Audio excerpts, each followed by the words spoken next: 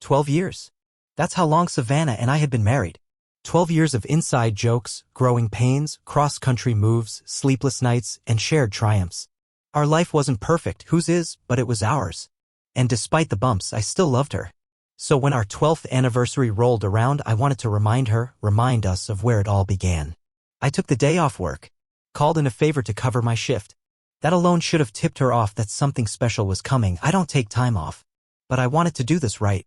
I spent the morning cleaning the house top to bottom. Not just the usual vacuum and dishes, I mean scrubbing floors, dusting picture frames, even polishing the little wine rack she always said we'd get around to refilling. I lit candles, those thick ivory ones she picked out at a craft fair 2 years ago and said were too pretty to use. Well, I used them. Lined them up around the living room, giving it this warm golden glow. The main event was dinner.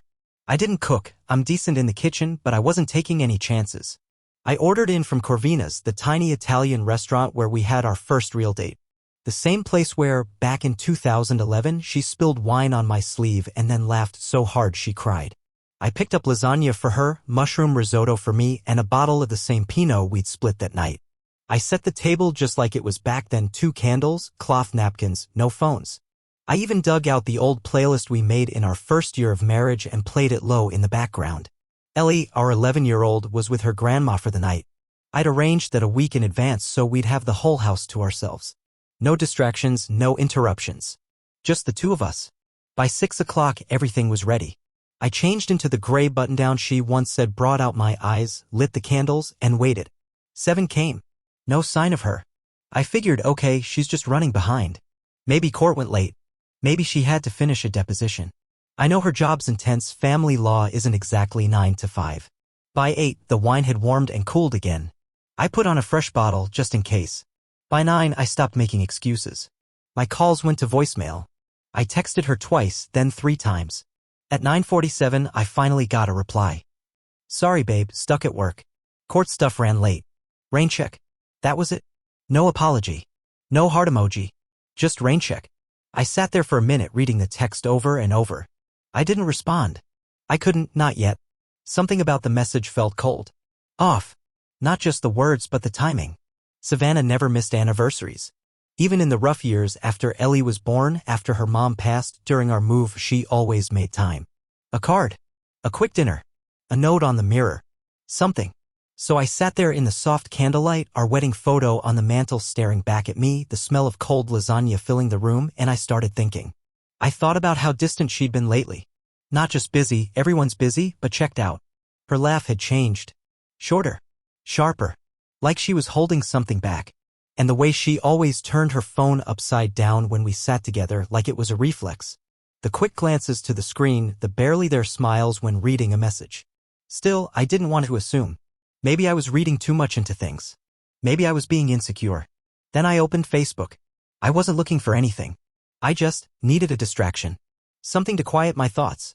But that's when I saw it. Brian Weller, an old colleague from my security firm, had posted a photo from a rooftop lounge downtown. One of those casual group selfies people take during happy hour. And there she was, Savannah. Front row, slightly to the right.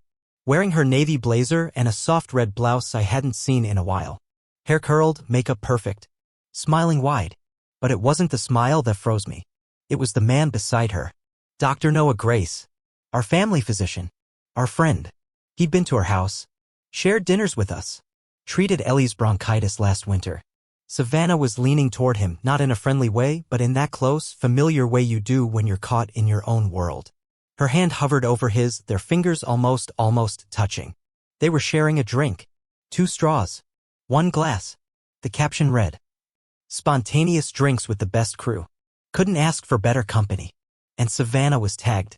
I stared at that photo so long I don't even remember breathing. My heart started pounding in that slow, aching way it does when you're not angry yet, just cracked. I scrolled through the comments. Lots of inside jokes, emojis, nothing revealing. Except one from Noah himself. Always good to unwind with great people. Much needed. I didn't sleep that night. I kept playing the scene over in my mind, the restaurant, the way their heads leaned together, how relaxed she looked with him. How she told me she was stuck at work, and yet there she was, dressed for anything but court, drinking with our doctor. When she came home the next morning, around 6:40 a.m., I was sitting at the kitchen table. I hadn't changed clothes. The wine was still out, now warm and undrinkable. She looked tired. Her hair was pulled back hastily, eyeliner smudged like she hadn't washed it off. She blinked when she saw me. "Cameron," she said, a little too surprised. "Why are you up?" I didn't respond right away. Just watched her as she set her purse down. She smelled like a hotel lobby. Clean, but not hers. Too sterile. "You said you were stuck at work," I said finally. "You didn't mention drinks." Her face didn't change much. That startled me more than anything. No guilt. No panic. Just calm, measured neutrality. "Oh, that," she said with a little laugh, brushing a strand of hair behind her ear. "You mean Brian's photo? It was just a work thing. People went out after hours. Noah happened to be there. Coincidence." "Cameron," she said, that familiar edge creeping into her voice. "You're reading too much into this. It was a group thing. Nothing shady. Don't start making things up. I saw the picture. Then you saw how many people were there. I saw you and Noah. Sharing a drink." She rolled her eyes and walked past me toward the stairs. "You're being paranoid." Maybe I was. Or maybe I wasn't. All I knew in that moment was this: something had shifted. Not just in our marriage, but in me. A crack had formed. And I couldn't unsee what I saw. I didn't go into work that day. I told my team I was under the weather, which wasn't a total lie. My stomach churned like I'd eaten something rotten, but I knew better. It wasn't food poisoning. It was the kind of sickness that comes from the pit of your soul when everything familiar starts to look foreign. After Savannah brushed me off that morning, she acted like nothing happened. She kissed me on the cheek, light, mechanical, and said she had a client call in 15 minutes. Then she grabbed a protein bar and disappeared into her home office. I sat at the table for another hour, staring at the half-empty wine bottle from the night before. The one I'd saved for us. I kept asking myself if I was overreacting. I'd never been the jealous type. If anything, Savannah used to tease me for being too trusting.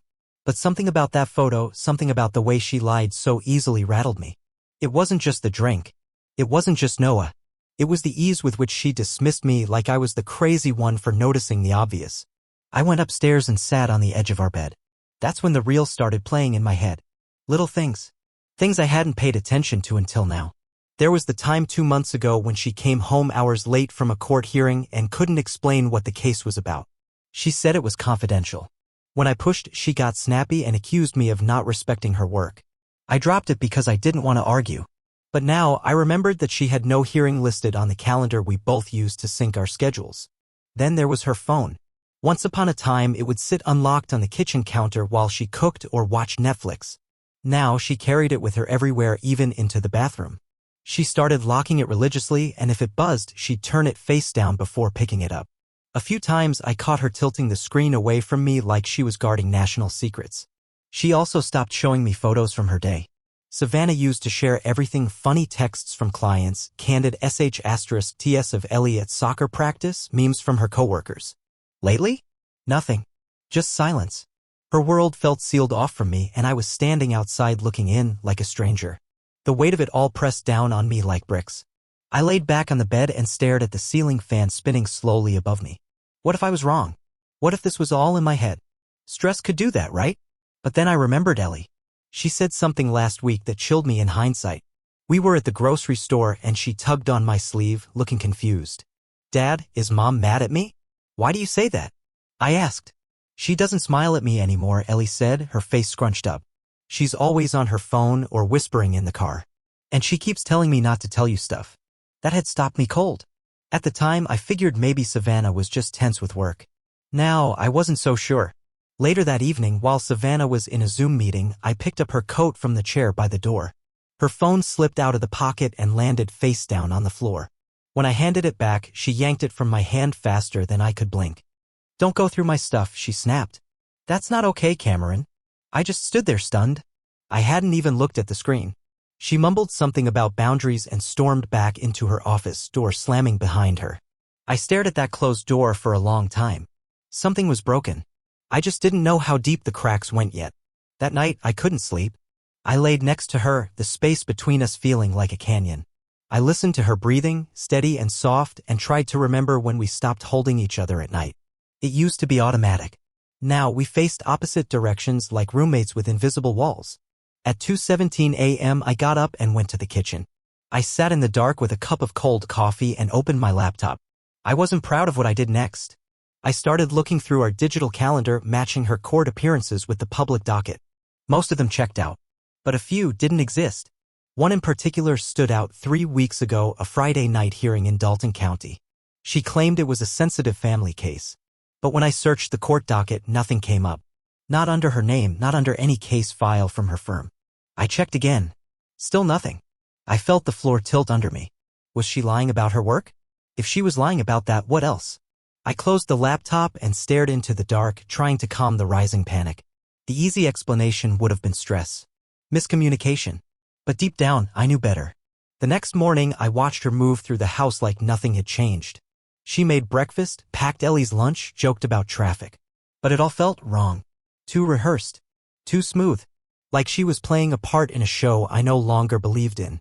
When she left for work, I stood at the window and watched her car pull out of the driveway. She didn't even look back. I turned away and sat at the table again. The same table where I'd waited for her just nights before. The candles were gone. The food had been thrown out. All that was left was the ghost of what was supposed to be. My hands trembled as I gripped my coffee cup. The doubt was no longer a whisper. It was a scream echoing through every corner of my mind. I needed answers. Real ones. Not from her. From the truth. And if she wouldn't give them to me, I'd find them myself. By the end of that week, I couldn't take it anymore. The guessing, the second guessing, the nights staring at the ceiling while Savannah slept beside me like everything was fine, it was tearing me apart from the inside out. I couldn't breathe in my own house without wondering if I was being lied to. And that's when something inside me clicked. I stopped hoping for the truth. I decided I was going to get it. I work in corporate security. Nothing glamorous, mostly consulting and risk mitigation. But over the years, I've picked up a few tricks, tools for protecting assets, as we call it.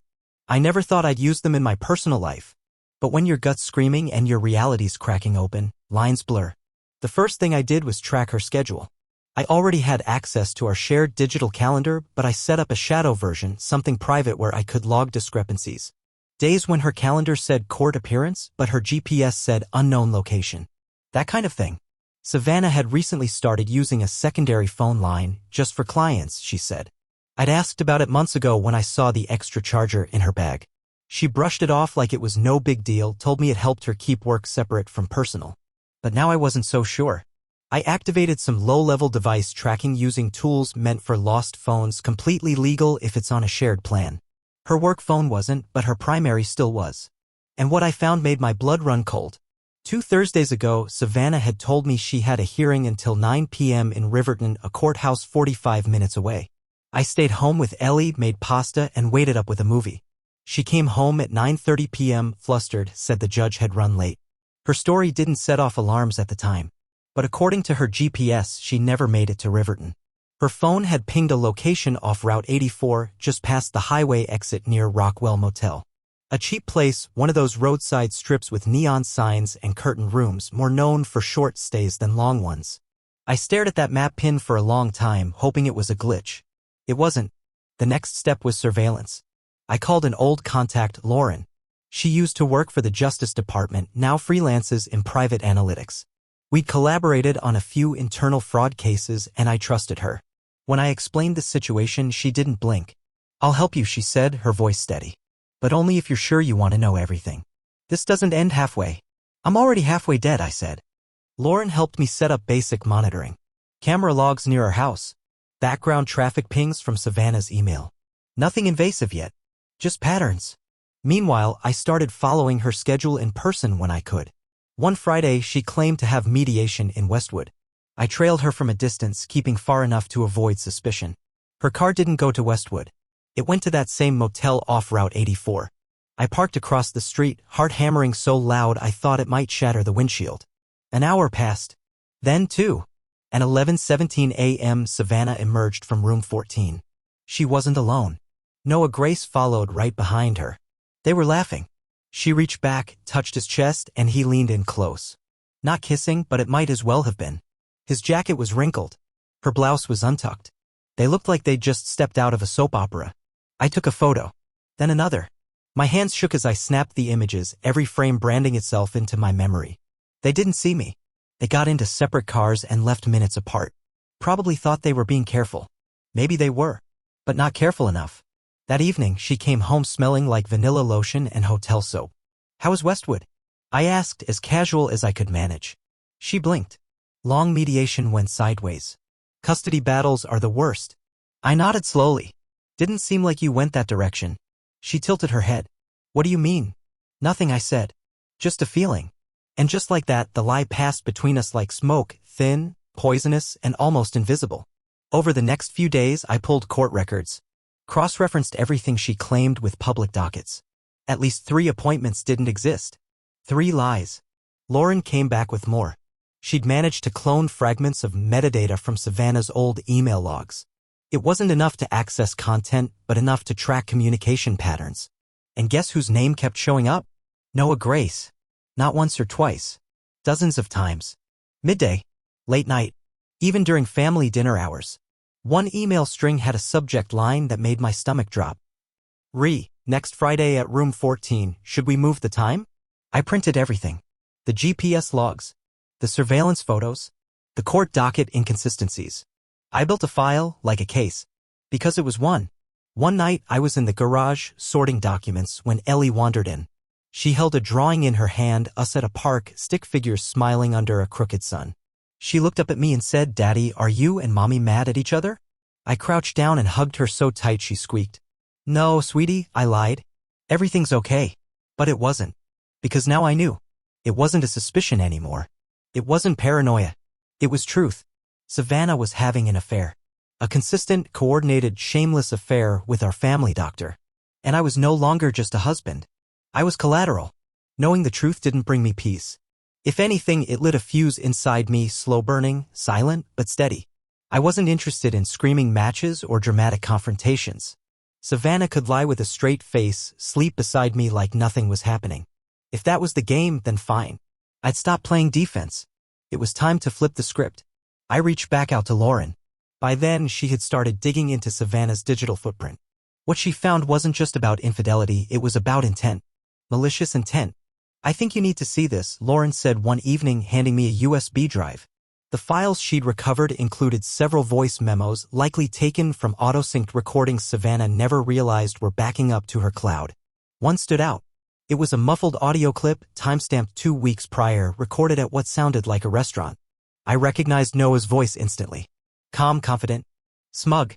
"She's almost got him convinced he's the unstable one," Noah said, between bites of something crunchy. "Give it another month and we'll have enough to push for custody." Then Savannah spoke. "I just want Ellie away from that house," she said. "It's always tense. He's unpredictable lately. I've been documenting it, just in case." I froze. Unstable? I hadn't raised my voice. I hadn't slammed a door. I hadn't even cried in front of her. But they were laying the groundwork, turning me into the villain. Trying to make it look like I was losing control. So they could take Ellie. That broke something in me. All those late-night stares. The sudden cold shoulder. The silence when I walked into a room. It wasn't guilt. It was strategy. They weren't just having an affair. They were plotting. I couldn't let them get away with it. First, I met with a family attorney, Margot Shaw. Lauren recommended her. Mid-40s, surgical in her approach, with a resume full of custody wins and a stare that could freeze lava. "Tell me everything," she said, sliding a notepad across the table. I did. Every lie, every date, every inconsistency. Then I handed her the file Lauren and I had built. Timestamps, footage, GPS logs, metadata, audio. When she finished flipping through the evidence, she closed the folder and leaned forward. "You need to act now," Margot said. "If she files first and claims emotional instability, she'll get temporary custody. You need to beat her to the courthouse. Today." "Done," I said. We filed for emergency legal protection that afternoon. With the evidence in hand, the judge signed a temporary order preventing Savannah from making any decisions about Ellie without my consent. It didn't remove her rights, but it froze them, gave me legal leverage. Next came the financials. Savannah and I had separate work accounts, but our home expenses and Ellie's education fund were joint. Lauren dug deeper into recent withdrawals and found a pattern: small transfers made from our household account into Savannah's private one, then rerouted to a clinic account owned by none other than Noah Grace. We weren't just looking at an affair. We were looking at financial misconduct. I tracked one transaction, $4,200, labeled as consulting. Consulting for what? Noah wasn't in any legal profession. He was a physician, not a paralegal. We traced the transfer to a shell company tied to a supplier of prescription medications. Something didn't add up. That's when Lauren dropped the bomb. I found discrepancies in Noah's clinic purchases, she said. High volumes of controlled substances but low patient administration logs. That's a red flag for off-the-books distribution. In other words, prescription fraud. I forwarded the documentation to the Department of Health's Internal Review Division. I kept it anonymous for now. Meanwhile, Savannah seemed oblivious to what was coming. She'd grown bolder. Her phone buzzed more openly. Her excuses more brittle. Court ran late turned into Noah needed help filing reports. She didn't even try to hide it anymore. And maybe that was the most insulting part, how certain she was that I wouldn't do anything. How confidently she'd underestimated me. She didn't see the cameras Lauren installed, discreet, motion-triggered, synced to a private server. She didn't notice the mail tracker I put on her incoming documents or the scan I ran on our home Wi-Fi to catch unknown devices. She didn't think I had the guts. But I did. Because I wasn't doing this for revenge. I was doing it for Ellie. Our daughter deserved a life free of manipulation, free of whispered lies and secret agendas. She deserved better than two adults who turned marriage into warfare. And I wasn't going to let her become a pawn. By the third week of surveillance, Lauren found a second set of financial transfers, this time involving Savannah's mother, Esther. Small wire payments bouncing between accounts under different names. The funds were being moved through a series of short-term holdings, likely in preparation to hide assets. We froze them. Margot filed a motion to block asset relocation based on suspicion of marital fraud. The court approved it under emergency financial injunction. Anything Savannah tried to shift now had to go through court review. That same week, I noticed Noah hadn't been seen at his clinic. The receptionist told me he was on extended leave. Something was unraveling behind the scenes. Then came the call from the Department of Health. They thanked me for the tip. Said they had been investigating Noah Grace for months and my data confirmed key points. They were filing a motion to suspend his medical license pending review. I didn't ask for details, I didn't need to. I knew what that meant. Savannah came home that night looking pale. "What's wrong?" I asked, keeping my voice even. She shrugged. "Just a weird day." I nodded. "Happens." She looked at me for a beat, trying to read something in my eyes. Maybe she sensed a shift. Maybe she was too distracted to notice that the chessboard had changed and I was no longer playing with pawns. I had the truth. I had the law. And I had time.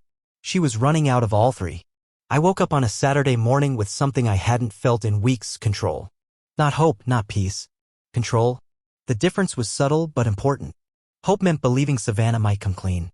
Peace meant pretending I could forgive. But control? That meant I could see every piece on the board and I finally knew where to move next.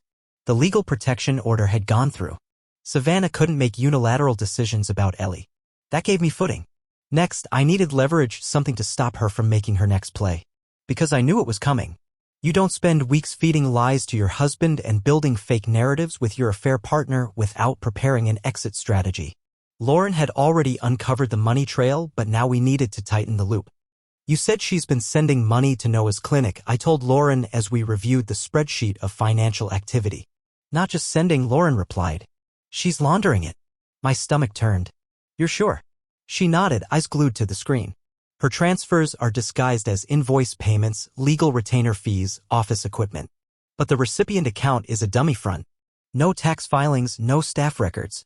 I backtraced it to a P.O. box tied to a medical shell corp, one that's received flagged shipments in the past. So it was official. Savannah was not just covering for Noah, she was in on it. I passed the data to Margot, who filed an emergency motion to freeze both Savannah's and Noah's known financial assets. The court responded fast. With the documents and the audio files we'd intercepted earlier, the judge granted a pre-injunction freeze. Savannah wouldn't know until her next attempt to withdraw. The goal was simple: stall her, frustrate her, expose her. Meanwhile, I began documenting everything Ellie said. She had a way of sharing more than she realized, like when she told me Savannah had taken her to Noah's clinic twice without mentioning it. She said she had to pick up something, Ellie said, while we were doing a puzzle one night. But she got really nervous when Dr. Grace waved at me. "She told me not to tell you." Those words chilled me. Told me not to tell you. That week, I installed parental guidance software on Ellie's school tablet. Nothing invasive, just key alerts for keywords or messages.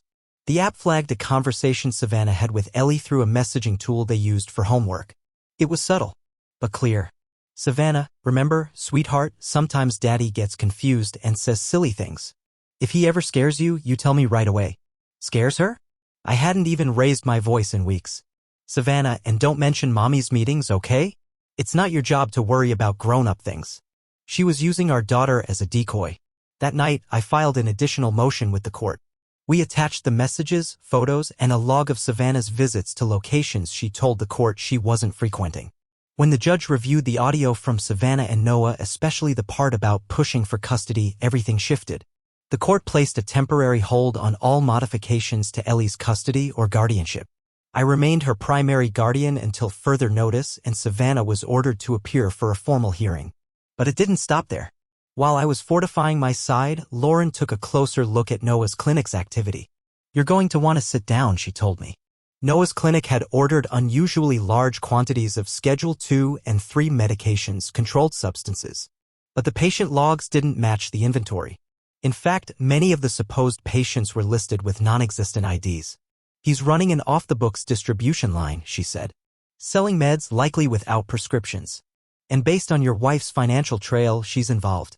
At the very least, she's funding it." I didn't hesitate. We sent an anonymous file to the state's Division of Regulatory Affairs, followed by a packet to the Department of Health. We also submitted the evidence to the Medical Review Board.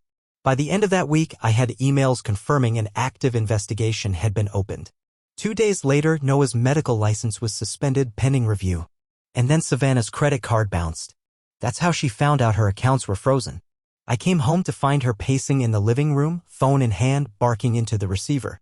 "What do you mean it's blocked?" she said, exasperated. "This is a mistake. I didn't know. I have a child. I need access to those funds." She saw me enter and hung up quickly, her eyes sharp. "You know something about this?" she asked. I shrugged. "I thought you were at court today." "They canceled," she snapped. "What's going on?" I didn't answer. She stormed toward me, phone in hand. "Don't play dumb, Cameron. My accounts are frozen." "Our accounts? What did you do?" I met her gaze. "I protected what's mine." That stopped her cold. "What is that supposed to mean?" she whispered. "It means I saw the photo," I said calmly. "I heard the audio. I traced the money. I know about Noah. I know everything." Her face drained of color. You spied on me?" "No," I said. "I investigated a lie. A very dangerous one. One that involved our daughter, our finances, and an illegal Dr*G operation." She blinked rapidly like she couldn't process the words. "This isn't what you think. Noah, he's being framed. It's complicated. It's criminal," I said. She sank onto the couch, speechless. For the first time in months, Savannah had no script to follow. And I wasn't finished. "I filed an affidavit for custody review," I said. "Ellie stays with me. You're not to take her anywhere without court permission." The judge agreed. "And your financial activity is being audited." She tried to speak, but I raised a hand. "There's more," I continued. "Noah's license is suspended. His clinic is being reviewed for regulatory violations. And the health department has flagged every one of your shared financial transactions with him. This isn't just an affair, Savannah. This is a federal investigation." Her voice cracked. "You're trying to destroy me." "No," I said. "You did that on your own.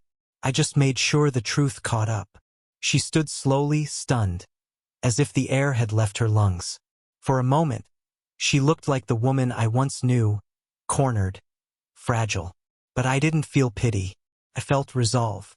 Savannah walked upstairs without another word. That night, I stood in the kitchen with a glass of water, listening to the silence that now filled the house. For once, it didn't feel oppressive. It felt earned. I had turned the tables, and I wasn't done yet. Everything unraveled faster than I expected. 2 weeks after Savannah's accounts were frozen, the dominoes started falling. The state launched a formal investigation into Noah's clinic. Inspectors raided his office early on a Tuesday morning. Patients were turned away. His staff was questioned. Word spread fast. That night, Savannah didn't come home. I didn't call her. Didn't need to. The next day, news broke that Noah's medical license had been suspended indefinitely pending charges of fraud, misconduct, and unlawful prescription distribution. His name was plastered across every local outlet. Headlines hinted at more: conspiracy, financial laundering, patient endangerment. The clinic shut down within 48 hours. Savannah returned that evening, quiet, sunken-eyed. She didn't speak a word as she passed me on the way to the guest room. The woman who once held court in every room now looked like a ghost, walking through the wreckage of her own design. But the fallout didn't stop there. Savannah's professional board opened an ethics review. Once the financial irregularities tied to Noah's clinic came to light, her involvement couldn't be ignored. She was suspended from active practice. Her firm placed her on indefinite leave. The court subpoenaed her for a financial deposition. She couldn't account for thousands in missing funds. She tried to redirect blame, claimed Noah manipulated her, that she was used.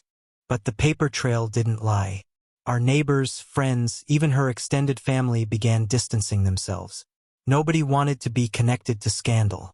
Her image, once polished and pristine, cracked under scrutiny. But the worst, I think, was Ellie. Savannah tried visiting her at school. I got a call from the principal. Your daughter was very upset. Your wife showed up unannounced, wanted to take her to lunch. Ellie refused. When I asked Ellie about it later, she said, "She lied to me, Dad. And she tried to make me lie to you." She didn't cry. She didn't shout. She just said it like it was. That was when I knew there was no going back. 2 years passed. Savannah never recovered professionally. After losing her legal credentials, she relocated out west. Oregon, I think. Changed her last name. Started over as a low-level assistant in a nonprofit. Word had it she barely spoke to anyone from her old life. Noah pled guilty to reduced charges in exchange for cooperation. He received a suspended sentence, fines, and vanished from public view. Last I heard, he was bartending under an alias in Nevada. As for me, I stayed. Ellie chose to live with me full-time. She applied to university last fall, pre-law. Said she wanted to protect people like me who get blindsided by people they trust. That made me cry for the first time in years. Lauren stuck around. First just to help, then more. Our connection grew slow, steady, like healing. I didn't rush it. Neither did she. We just showed up for each other again and again. Now, I run a small outreach group for veterans and men navigating betrayal. It's not therapy, but it's something. A place to say, you're not crazy, you're not weak, and you're not alone. I don't chase perfection anymore. Loyalty isn't loud. It's proven in the quiet moments. When someone shows up, listens, tells the truth even when it's hard. Savannah taught me that. Not with love but with loss. And that's something I'll never forget.